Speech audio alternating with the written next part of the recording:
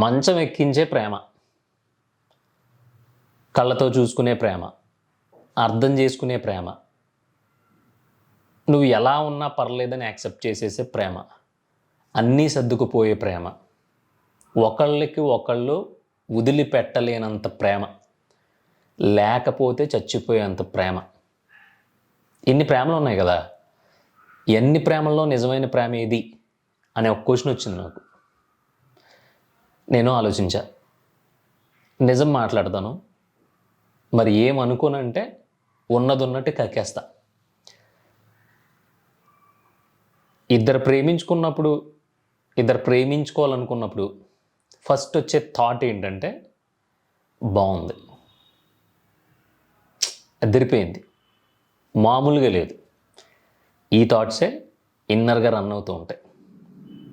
అంతేగాని మంచి హృదయం, మంచి మనసు, మంచి పద్ధతి, అసలు మంచి గుణం ఈ రావు.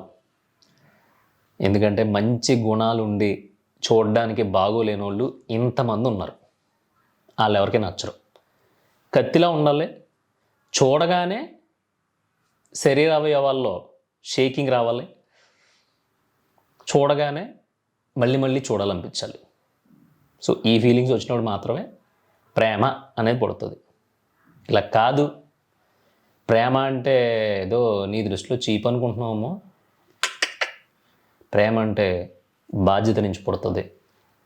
ప్రేమ అంటే దాన్ని ఏమంటారు, ఒక తెలియని ఎమోషను, ఖాళీ ప్రదేశం, శూన్యం, ఆకాశంలో చుక్కలు, నేల మీద ముగ్గులు, గాల్లో హరివిల్లులు, ఇలాంటివి చెప్పారనుకో, వాళ్ళు ఇంకా చివరి స్టేజ్లో ఉండి ఇంకేం పీకలేక ఏదో ఒకటి చెప్పైనా సరే ఎలాగోలా పాడేద్దాం అనే కేటగిరీ అనమాట.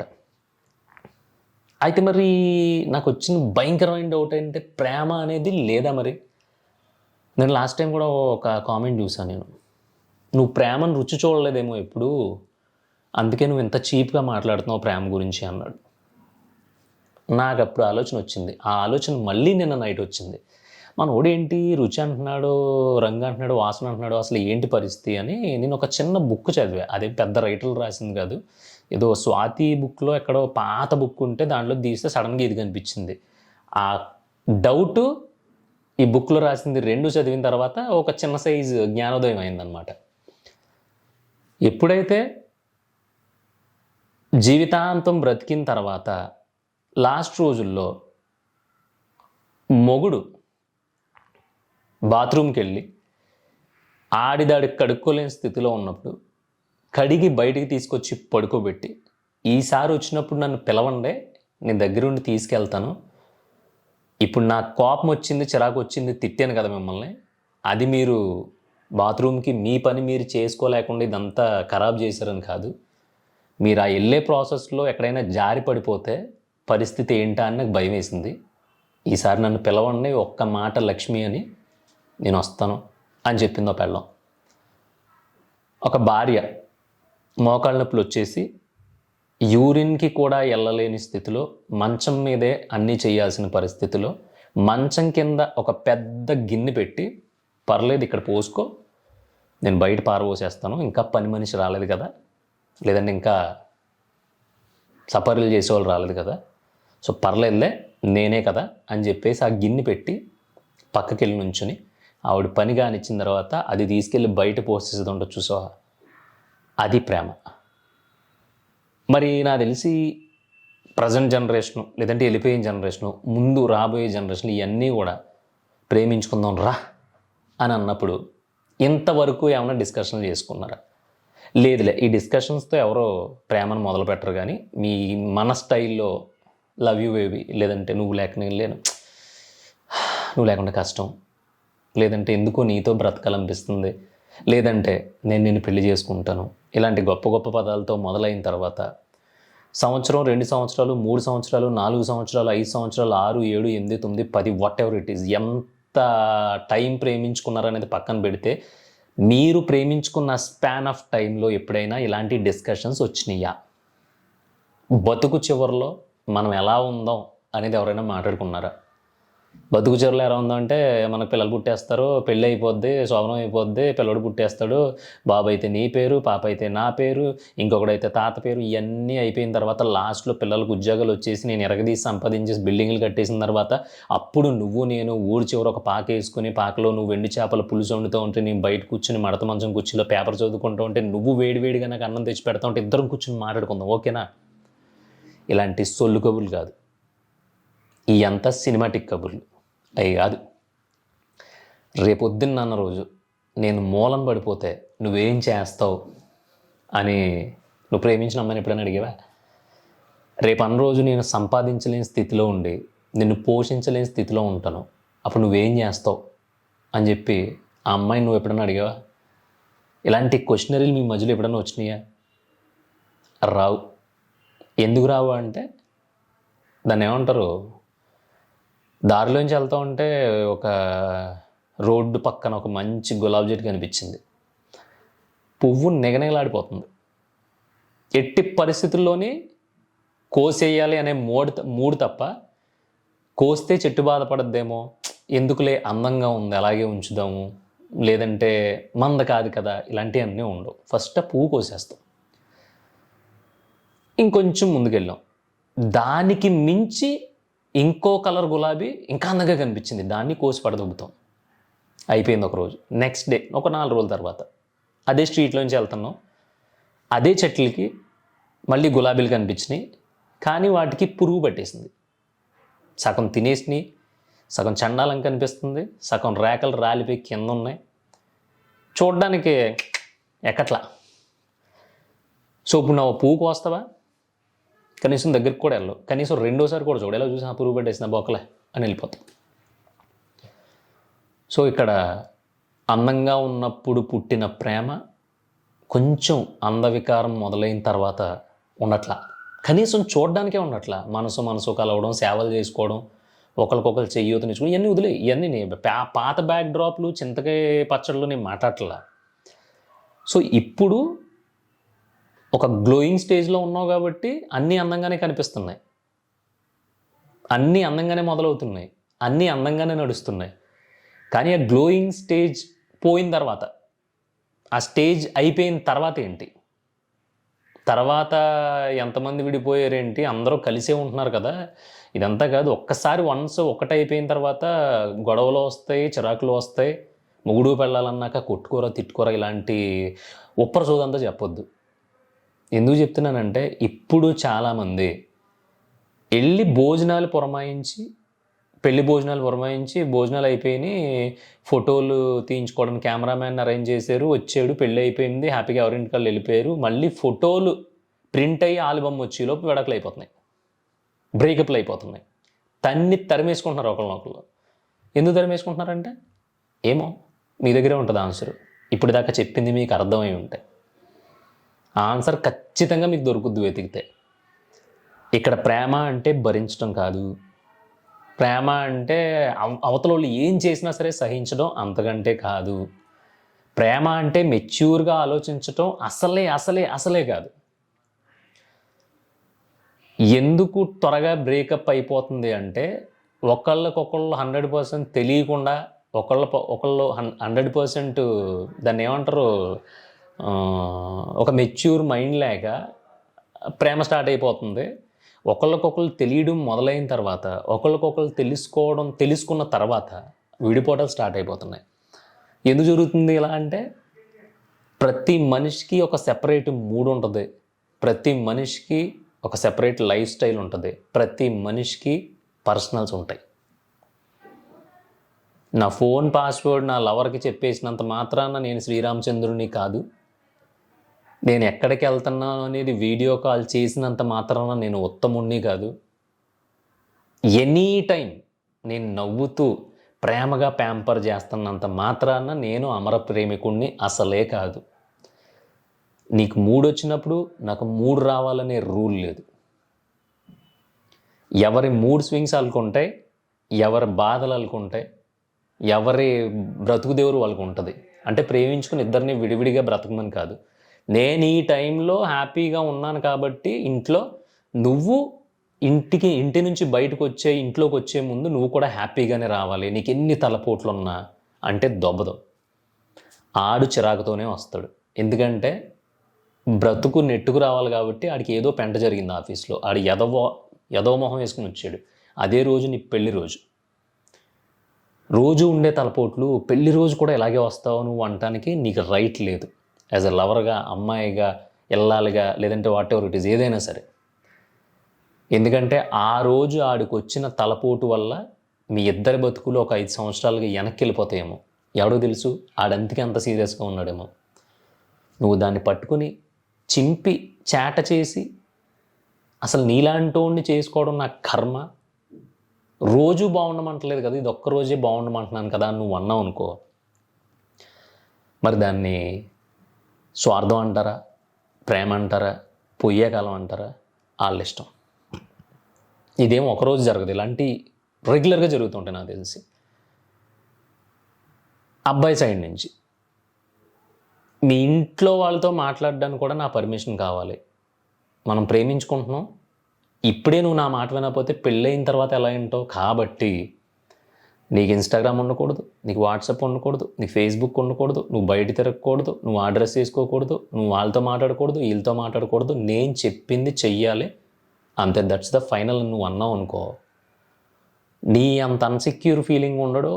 నువ్వు అంటే లవ్ చేసే బదులు బేసిక్గా ఉంచుకోవడం అంటారు చూసా, అలాంటి కాన్సెప్ట్ ఏమన్నా పట్టుకుంటే సరిపోద్ది. ఎందుకంటే అప్పుడు నీకు తలపోట్లు ఉండవు, నీకు క్లారిటీ ఉంటుంది అవతల వాళ్ళ మీద. ఒక్కలేదో మనం ఏదో టైంపాస్కి చేస్తున్నాం కదా అన్నట్టు. ఎందుకంటే ఒక మనిషిని ఒక బౌండరీ గీసి దాంట్లో ఉంచగలం అనుకోవడం నీ భ్రమ. ఆడది గడప దాటాలనుకుంటే గడపకు కూడా తెలియదంట. సో అలాంటప్పుడు నీకు అది తెలుసున్నప్పుడు, అది నీదైనప్పుడు నీకంటూ ఒక గుడ్డి నమ్మకం ఉండాలి. అలాంటి నమ్మకం లేకపోతే ఇక్కడ నడవదు. ఎందుకు చెప్తానంటే, లేదు ఇదివరకు నాకు తెలుసు కదా, మేమిద్దరం కలిసి ఒకరికొకరు అర్థం చేసుకుని నీవు అన్నీ ముందే చేసుకున్నాను, నాకు నచ్చినట్టు ఉంటేనే మన పెళ్ళి అవుద్ది, లేదంటే ఎవరి పనాలు చూసుకుందాం అని చెప్పాను. ఇప్పుడు మళ్ళీ నన్ను రెస్ట్రిక్ట్ చేయకుండా నాకు నచ్చినట్టు ఉంటానంటే ఎలా కుదురుద్ది అని అబ్బాయిగా నువ్వు అంటావేమో.